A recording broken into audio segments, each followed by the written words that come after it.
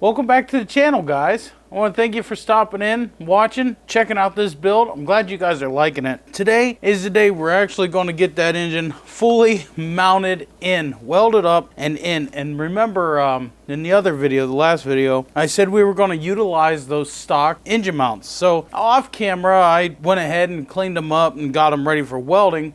And I'm going to show you what we're going to do, but we're going to weld in a piece of pipe up front, a piece of pipe in the back. Then we're going to set that engine in there and we're going to get the chain on so I can make sure it's straight and the engine's in there the way that it needs to be. And then we're going to build our tubing to come down to the pipes and everything, which I think I have enough tubing here. I'm almost sure I do. So we'll find out soon enough. But guys, I want to thank you all for helping and supporting and sharing and subscribing and commenting. I truly appreciate that. That all helps the channel. And if you want to support the channel, I'll have links down below as to how you can do that. Whether it's my merch store, my Amazon store, we have affiliate links down below in the video description. You can find them. And again, because people keep asking, my PayPal, I do donations through PayPal, or you can become a channel member for a month or 6 months or 2 years or however long that you want to do it. If you only want to do it for 1 month, it helps. Hey, everything helps. So, all right, guys, without further ado, let's get into mounting this motor. I can't wait to drive it. The kids are saying the same thing. All right, guys, so we have our bar just sitting in there. We're getting ready to fully weld, and we're going to fully weld it in the chassis, because if we don't, it's going to warp and then we won't be able to get them back down on our bolt holes. So we're going to fully weld it in the chassis. That's going to make life a lot easier and a lot simpler and overall way better. So then we have this bar here. I cut it just a little too short. Not a big deal. So we'll have to gap weld that. But y'all know how your boy is a good gap and welder.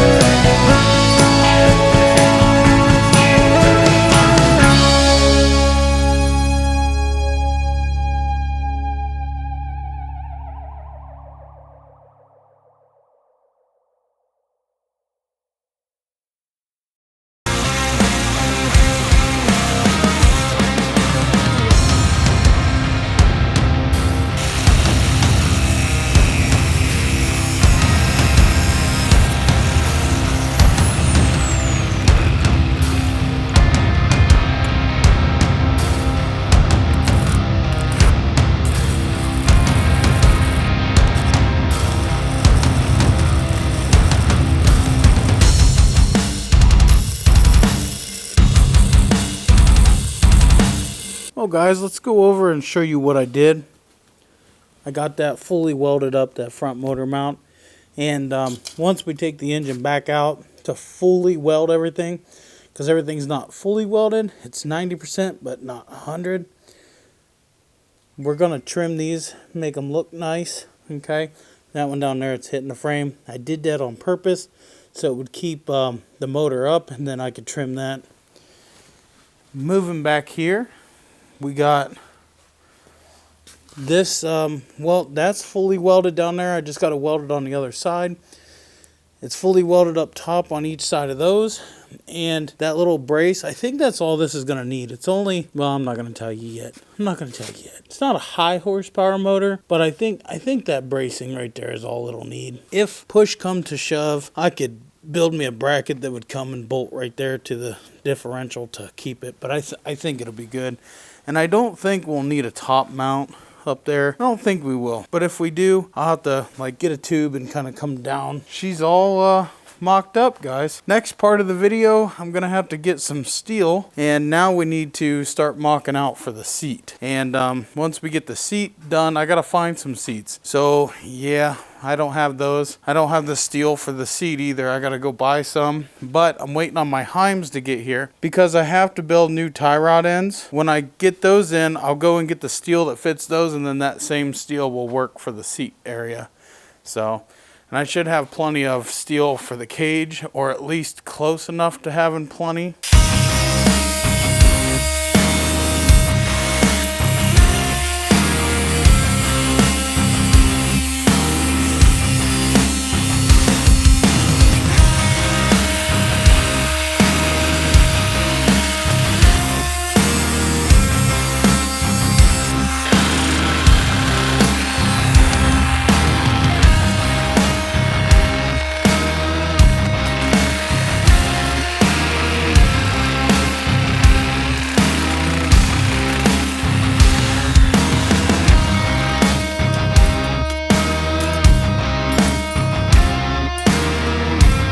Alright guys, so that's it for today's video.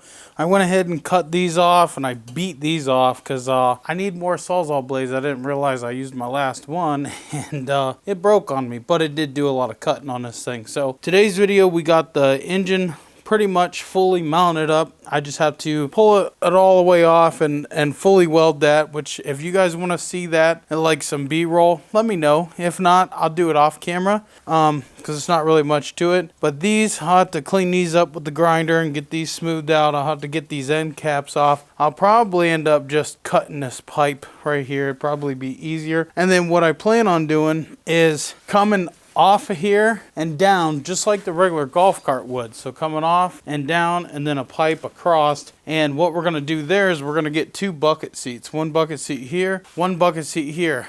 I may or may not move that steering wheel. We'll just have to see how position the seating is, because if he sits here, it's going to be over there. So what I may end up doing is cutting this tube and putting in a T-joint, a U-joint. And that way I can move it over and position it for him or anybody else who wants to drive it a little bit better. So I think that's the plan on that. And then once we get the seats in, this would be last. This would be totally like last, but before I started working on the front. So we get that figured out. I can probably just get a U-joint somewhere. I may even have one somewhere. I don't know. I'd have to look. But so we'll get that done, get seats on. I'm going to go in and I'm going to source some more cutting blades. I need some more cutoff wheel stuff. I'm going to have to go and get tubing, but like I said, I'm waiting on my Heims joints to come because I'll use that same tubing for the seats. The seats don't have to have that big of a tubing, not this big. And what I use for the Heims will be perfect because I did it on the last golf cart. It'll be perfect, and then I'll brace it and it'll be fine. And then we're going to do harnesses, of course. I've already talked about that. We're going to do harnesses. Those will get welded in whenever we do the cage. And then we're got to figure out a clutch pedal, but again, that'll be last. So let me know what you guys think down below. I want to thank you guys for watching. Make sure you like, share, and subscribe, and we'll see you in the next one. Peace out. God bless, guys.